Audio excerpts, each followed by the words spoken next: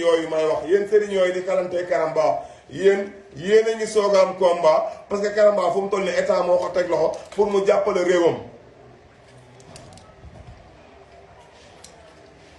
fu mu toll nii doonatul yéen ak Karamba de yéen ak état bi la Serigne bu ma déggati benn baat nga wax mu jëm si Karamba billaay wallaay talaay sama téléphone teg Macky Sall laay woo direct guddi koso ngay fanaani ak koo manti doon parce que état Sénégal moo ma soxla état Sénégal moo ma soxla peuple Sénégal moo ma soxla ngeen di jóg pour xeex Sénégal pour yàqal Sénégal pour Sénégal match bi mu ñëw mu am défaite pour lan yéen sénégalais yi ngeen koy seetaan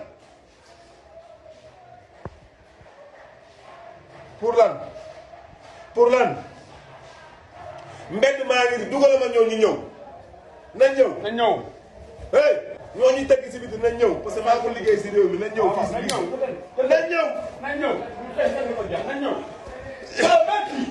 c'est le roi du ballon Karamba